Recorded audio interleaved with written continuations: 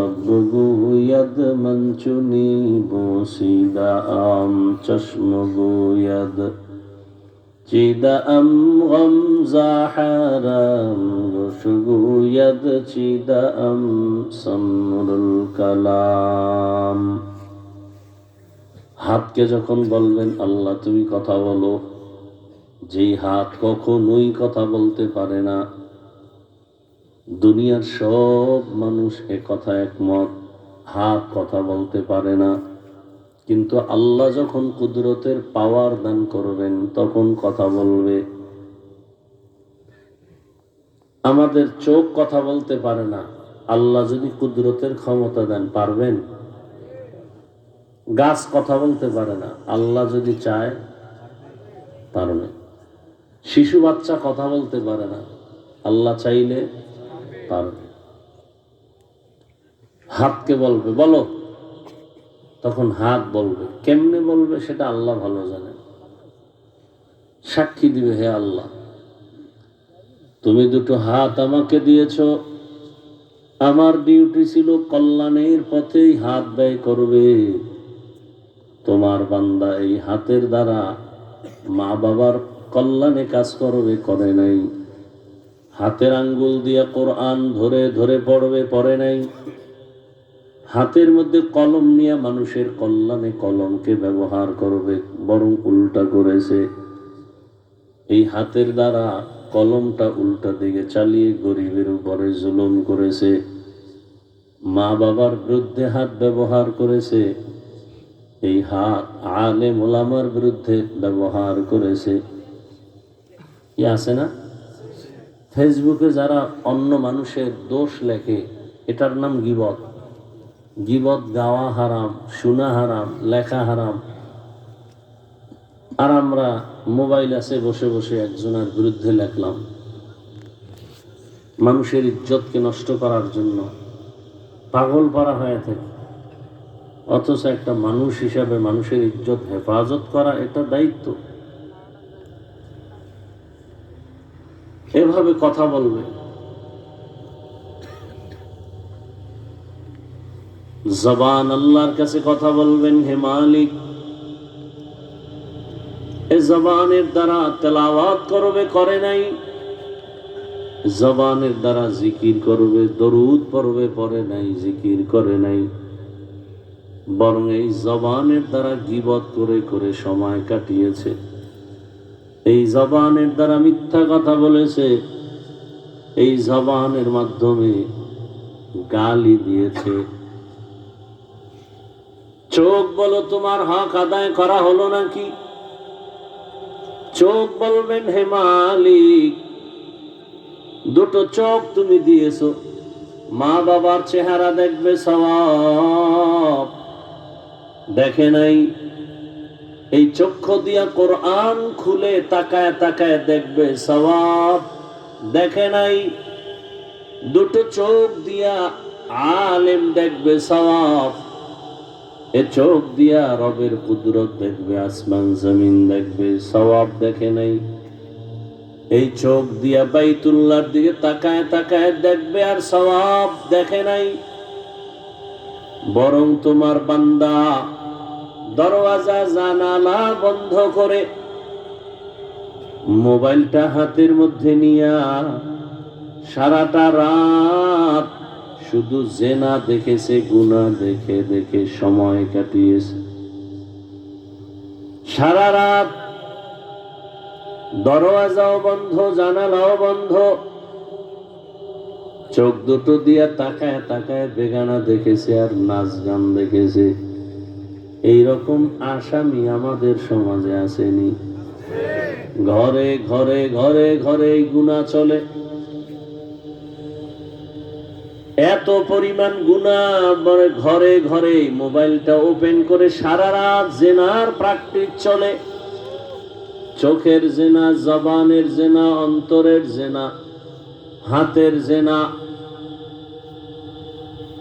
মনে হয় যেন গুনার শাস্তি হিসাবে।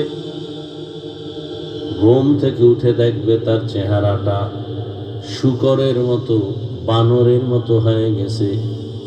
আল্লাহ চেহারাটা ভিন্ন প্রাণীর চেহারায় রূপান্তরিত করেন না কেন? এর একমাত্র কারণ আমরা আখিরি নবীর উম্মত। আখিরি নবীর উম্মত হওয়ার কারণে আল্লাহ শাস্তি দেন নাই। কিন্তু যেদিন চোখ বন্ধ হয়ে যাবে ওদিন সব করায় গন্ডায় হিসাব নিবেন আমার আল্লাহ।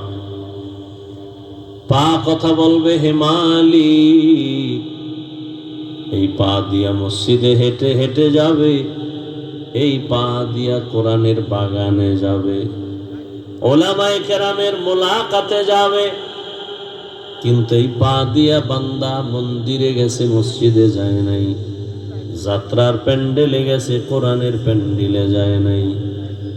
এইভাবে আল্লাহর আদালতে জবাব দিতে হবে।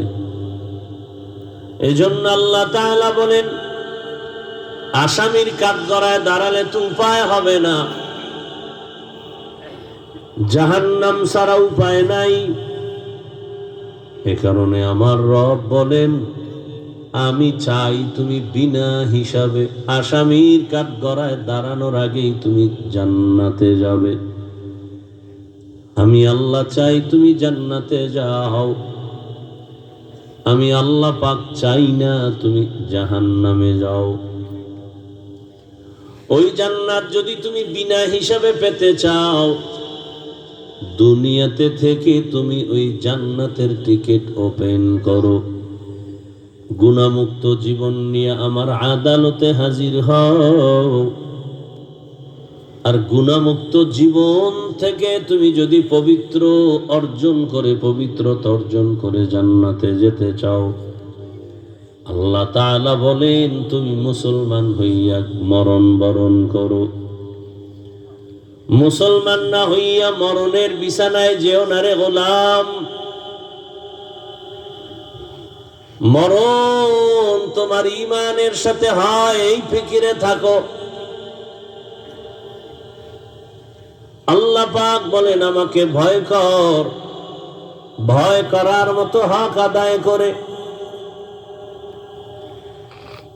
সাহাবায়ে কেরাম পেরেশান হয়ে গেলেন, আমার আল্লাহ যত বড়, তার হক আদায় করে তাকে ভয় করা বড় অসম্ভব। আল্লাহ যত বড়, তাতে ওই পরিমাণ হক আদায় করে ভয় করা অসম্ভব। রহমতের নবীও পেরেশান হয়ে গেছেন, আল্লাহ যত বড়, ওই পরিমাণ ভয় করা বান্দার জন্য সম্ভব। নবীও যখন চিন্তিত হয়ে গেছেন, দয়াময় রব্বুল আলামিন জিবরাইল আমিনকে পাঠায় দিলেন, সান্ত্বনার বাণী পৌঁছে দাও, ইত্তাকিল্লাহা মাস্তাতা'তুম। বান্দা আমার হক আদায় করে ভয় করার প্রয়োজন নাই, বরং তুমি তোমার সাধ্য মতো আমি আল্লাহকে ভয় করো। তোমার সাধ্য মতো আল্লাহকে ভয় করো। এই ভয়ের নাম তাকওয়া, এই ভয়ের নাম খাউফ, এই ভয়ের নাম হলো খাশিয়া। وَأَمَّا مَنْ خَافَ مَقَامَ رَبِّهِ وَنَهَى النَّفْسَ عَنِ الْهَوَى فَإِنَّ الْجَنَّةَ هِيَ الْمَأْوَى ہر کے دارت خوف حق در دل مدام جنت المأوى دہد رام مقام جزبہ حق چی زی مخاز انس و جا فضل او عامست در জুমলা জাহান। এই যারা মোবাইল নিয়ে ব্যস্ত, এরা কি বয়ান শুনে বলেন তো আমাকে?